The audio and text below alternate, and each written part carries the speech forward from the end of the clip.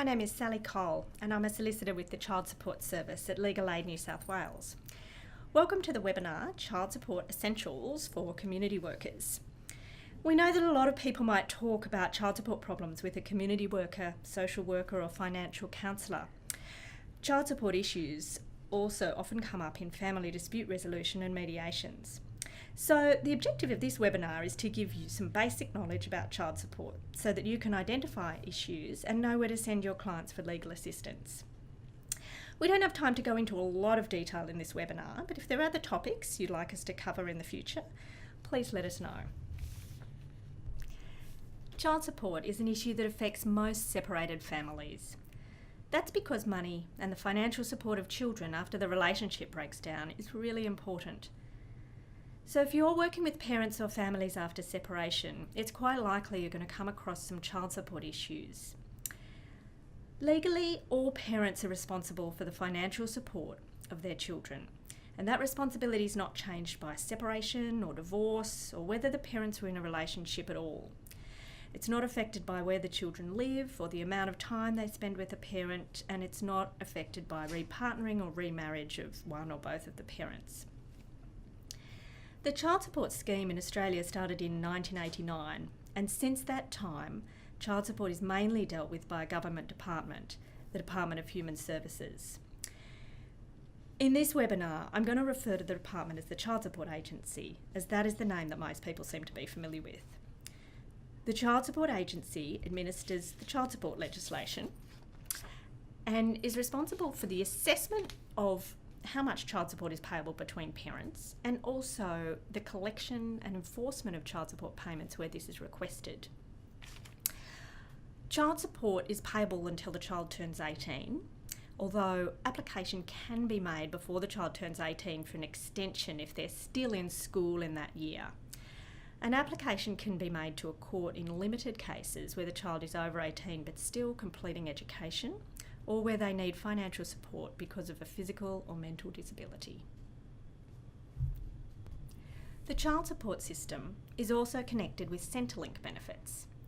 So after separation, a parent with the care of children will often apply to Centrelink for income support and/or family assistance payments. Family tax benefit A and B. To qualify for family tax benefit A to be paid at more than the minimum rate, a parent must take what's called reasonable action to obtain child support from the other parent. This generally means applying to the Child Support Agency for an assessment of child support. Once child support is assessed, the parent entitled to receive child support can decide whether to collect it privately from the other parent or to register it for collection with the Child Support Agency. A person who applies for family tax benefit has 13 weeks to take action to obtain child support. However, it's also important to note that there are some exemptions from the requirement to take this action. The most common one is where there's been a history of family violence or there's threats of violence which make it just simply too risky to apply for child support. Usually these matters are referred to a social worker at Centrelink, who can make a recommendation about the exemption. Otherwise, once the assessment is made, Centrelink benefits start to be reduced by the amount of child support that's received. Only a parent can be assessed to pay child support.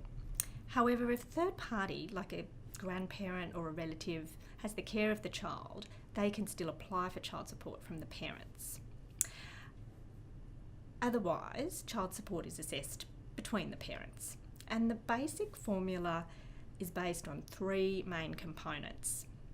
Firstly, the costs of children. Now, this is a figure worked out from some published research on the costs of raising children in households of varying income levels in Australia.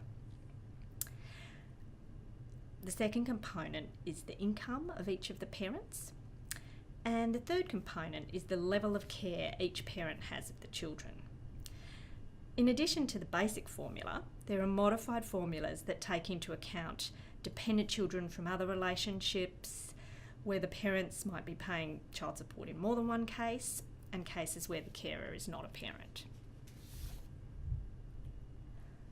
The assessment letters people get from child support can sometimes be confusing. So I think it can be useful for you to understand basically how the child support formula works and what the main elements are.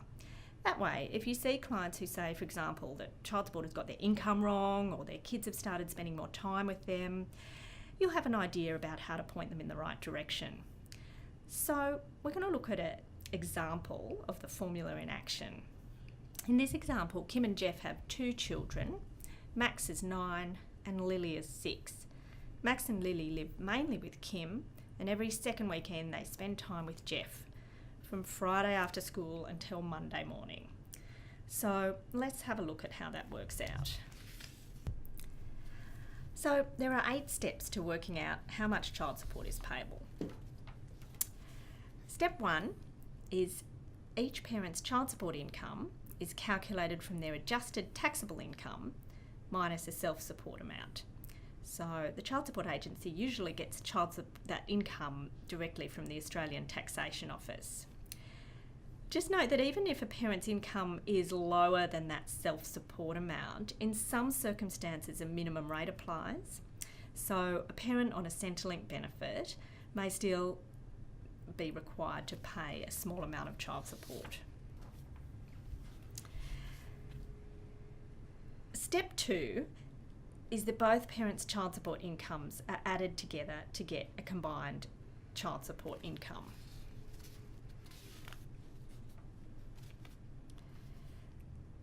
Step 3, each parent's individual child support income is divided by the combined child support income to get an income percentage for each parent.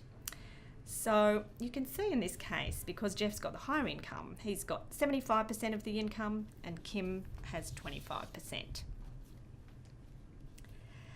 Step 4, each parent's care percentage of the child is calculated using the care and cost table. Now, those are figures that are available on the Child Support Agency's website. For the purposes of today, you can see that in this example, Jeff's got 78 nights and Kim's got 287 nights care of the children.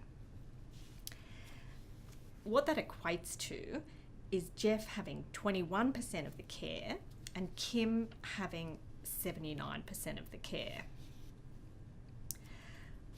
The child support formula assesses this as Jeff meeting 24% of the costs through direct care and Kim meeting 76% of the costs through the care she has of the children.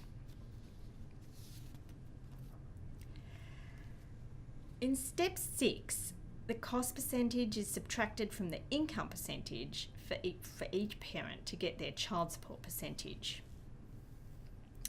So here's Jeff's got 51%, which will mean that he will need to pay some child support, and Kim's got a negative percentage, negative 51, which means that she will need to receive child support. In step 7, the costs for each child are calculated based on the parent's combined child support income and using the cost of children's table. And remember, I said that was based on some published research, and those figures again are available on the Child Support Agency's website. In this case, using those tables, the costs of children who are the ages of Max and Lily, and with the combined income of Jeff and Kim, are assessed to be an annual rate of $18,479. Step 8 is to work out the final child support payable on the basis of each parent's relative income and the care that they have. In this case, we multiply the costs of the children by the percentage that we've got for Jeff and come up with $9,424 per annum that Jeff would have to pay Kim in child support, and that equals around about $181 per week. The good news is you'd rarely need to know how to work out child support. There's a useful calculator that clients can use on the Child Support Agency website, which we'll show you at the end of the webinar. Some clients wish to pay an amount that's different to the formula assessment, or they prefer not to have involvement with the child support agency at all. And the child support scheme provides for a number of ways that parents can make their own child support arrangements. So it's not compulsory to involve the child support agency, and parents can have informal private agreements. However, just remember there's those requirements for Centrelink beneficiaries to have a child support assessment in place. Another way is for the parents to have child support make the assessment according to the formula, but collect it privately between themselves. Thirdly, you can agree to a different amount from the formula altogether by using a child support agreement. However, in all of these cases, caution must be exercised. If parents enter a child support agreement or agree to private collection arrangements, Centrelink will still usually assess their family tax benefit as though the payee is receiving child support in accordance with the formula assessment made by the child support agency. So, if they've agreed not to collect the full rate of child support or agree to an amount less than the formula assessment, they may also receive a reduced rate of family tax benefit. So the Assessment Act makes provision for parents to make formal child support agreements that can be registered with the child support agency. And if accepted, these replace the child support assessment. There's two types of agreements: a limited child support agreement and a binding child support agreement. A binding child support agreement requires that each party have legal advice, and a practicing lawyer must certify that this advice was provided.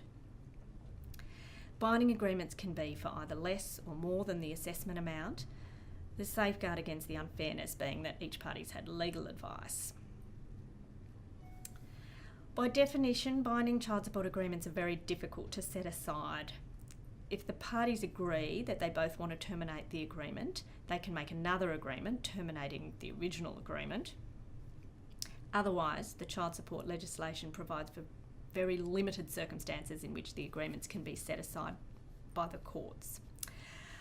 Suffice to say that agreements can be complicated, and parties really need to get some specialised legal advice if they're considering entering one.